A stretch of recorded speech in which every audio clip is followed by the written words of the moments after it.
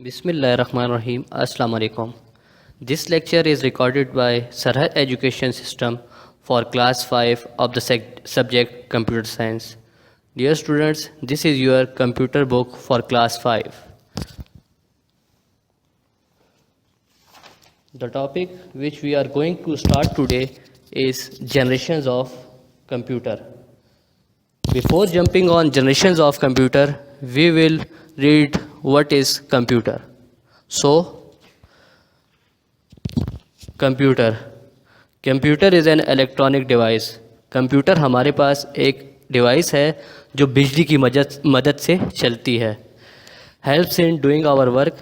یہ ایسی ڈیوائس ہے جو ہماری مدد کرتی ہے ہمارے کام کرنے میں، جس کی وجہ سے ہمیں ٹائم کی بچت ہوتی ہے. اس کے علاوہ helps in storing data. Computer ایسی ڈیوائس ہے جس میں ہم لوگ اپنا ڈیٹا اسٹور کر سکتے ہیں. اسٹوریج میں ہمیں مدد دیتی ہے. اس میں بہت واسٹ اسپیس ہوتی ہے جس کی وجہ سے ہمارا ڈیٹا اس میں آسانی سے اسٹور ہو سکتا ہے. Now moving on to generations of computer.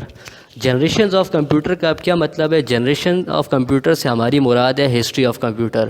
کسی بھی چیز کی ہسٹری سے مراد یہ کہ اس کی تاریخ.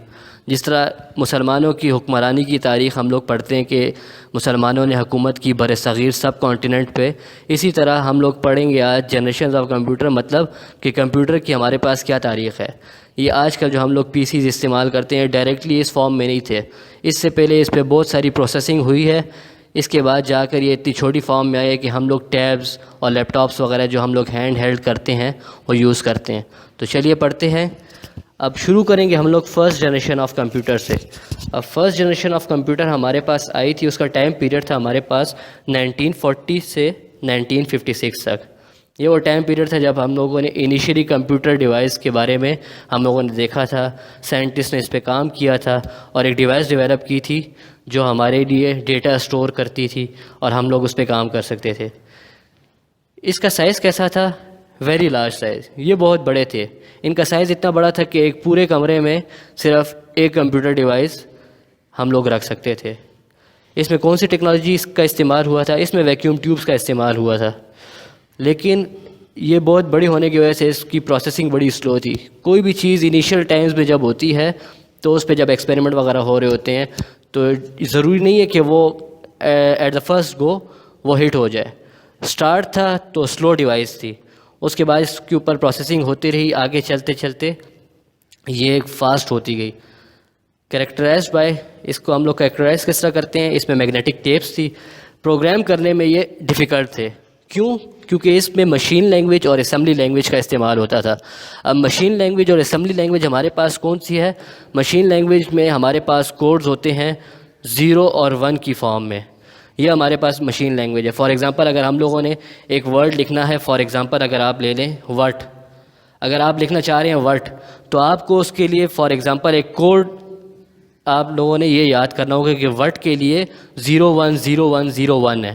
تو سائنٹسٹ کو اس میں مشکلات یہ تھیں کہ ان کو ایک ایک لفظ کے لیے ایک ایک کوڈ یاد کرنا پڑ رہا تھا، جس کی وجہ سے یہ فرسٹ جنریشن کمپیوٹر ہمارے پاس اسٹارٹ تو ہوگی کمپیوٹر کا لیکن یہ اتنے ہٹ نہیں رہے. اب اس کی ایگزامپلز میں ہمارے پاس آ جائیں. انیشیل کمپیوٹرز میں نوٹیبل مشینز تھی ہمارے پاس یونیویک اور اینیاک. اس کے بعد ہم لوگ موو کرتے ہیں سیکنڈ جنریشن آف کمپیوٹر پہ.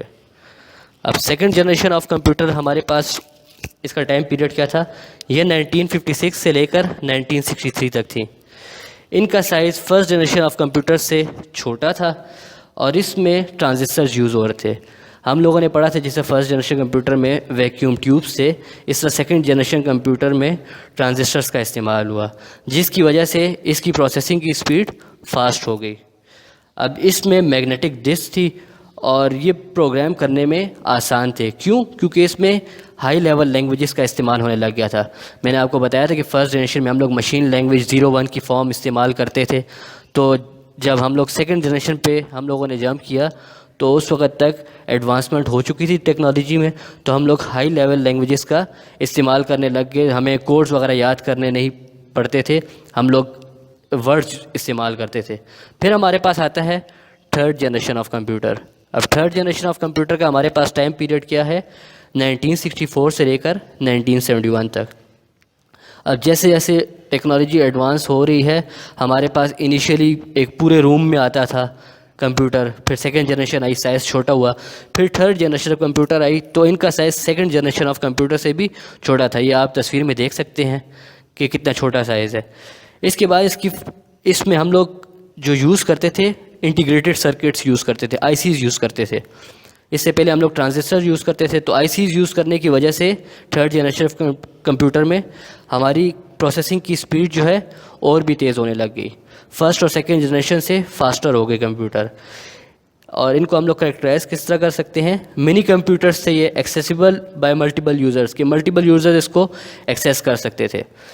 اس کے بعد ہمارے پاس آتا ہے فورتھ جنریشن آف کمپیوٹر. اب فورتھ جنریشن آف کمپیوٹر کون سی ہیں؟ اس کا ٹائم پیریڈ ہمارے پاس آتا ہے 1972 سے لے کر 1986 تک. اب ٹیکنالوجی نے اور ایڈوانسمنٹ کی. اس میں ہم لوگوں نے ایڈوانسمنٹ کا ہمیں کیا فائدہ ہوا کہ اس کا سائز ہمارے پاس تھرڈ جنریشن آف کمپیوٹر سے بھی چھوٹا ہو گیا. جس طرح آپ یہ دیکھ سکتے ہیں، آپ کے پیرنٹس نے ایسے کمپیوٹر استعمال کیے ہوں گے جو اتنے چھوٹے سائز میں ان کو ملے ہوں گے. اس کے بعد ہم لوگوں نے اس میں ٹیکنالوجی میں ایڈوانسمنٹ ہوئی. کیا؟ VLSI، very large scale integration.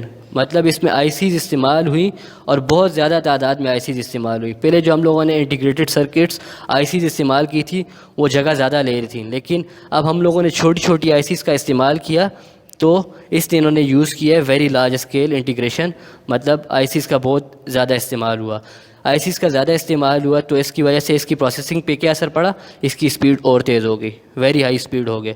تو کریکٹرائزیشن ہم لوگ اس کی کرتے ہیں کہ یہ زیادہ پاورفل تھے. پہلی 3 جنریشنز تھے، کمپیکٹ تھے، ریلائبل تھے، افورڈیبل تھے. مطلب ریلائبل اس طرح تھے کہ ہم لوگ ان کے اوپر زیادہ اعتبار کر سکتے تھے، اور افورڈیبل کہ جو پہلی 3 جنریشنز تھیں وہ تھوڑی مہنگی تھی، ہم لوگ لینے سے کتراتے تھے، ہمیں مشکل ہوتی تھی، پیسوں کا مسئلہ ہو سکتا تھا. لیکن یہ افورڈیبل اس طرح تھے کہ یہ سستے ہو گئے تھے تو ہم لوگ ان کو خرید سکتے تھے. اب ہمارے پاس آتا ہے 5th جنریشن آف کمپیوٹر. اب 5th جنریشن کا ٹائم پیریڈ کیا ہے؟ 1986 سے لے کر ابھی تک جو ہمارے پاس چل رہی ہے یہ ہمارے پاس 5th جنریشن آف کمپیوٹرز ہے. اب اس کا سائز جو ہے پچھلی والی جنریشن سے بھی چھوٹا ہو گیا، اور اس میں اس سے زیادہ انٹیگریٹڈ سرکٹس کا استعمال ہونے لگ گیا ٹیکنالوجی میں. اس کی وجہ سے اس کی پروسیسنگ جو ہے پہلے والے جتنی بھی جنریشنز تھی ان سے بھی زیادہ ہونے لگ گئی. اب ان کی کریکٹرائزیشن یہ ہے کہ یہ زیادہ تیز کام کرتے تھے، پورٹیبل تھے، مطلب ہم لوگ ان کو کیری کر کے ایک جگہ سے دوسری جگہ موو کر سکتے تھے. ان کے سائزز بھی چینج تھے اور پیریلل پروسیسنگ وغیرہ بھی کر سکتے تھے. ہمارے پاس ایگزامپلز میں آتی ہیں، یہ آپ دیکھ سکتے ہیں، جس طرح کہ ہم لوگ موبائل فون یوز کرتے ہیں، لیپ ٹاپس یوز کرتے ہیں. یہ ہمارے پاس 5th جنریشن آف کمپیوٹرز ہیں. اس کے بعد سپر فاسٹ کمپیوٹرز پہ کام ہو رہا ہے جو 6 اور 7 جنریشن تک پہنچ گئے ہیں. وہ ایسے کمپیوٹرز ہیں کہ اگر آپ کچھ ان سے پوچھنا چاہیں روبوٹکس وغیرہ کی، اس میں اگزامپل آتی ہے کہ وہ آپ کے کام وغیرہ کرنے میں بھی مدد کرتے ہیں. یہ آپ کا فرسٹ چیپٹر جو ہے جنریشنز آف کمپیوٹر ختم ہو چکا ہے. تمام پیرنٹس سے گزارش ہے کہ وہ اپنے بچوں کو جنریشنز آف کمپیوٹر سمجھنے میں مدد کریں اور اس چیپٹر کی بار بار دہرائی کرائیں کہ ان کو اچھی طریقے سے ذہن نشین ہو جائے. Thank you very much.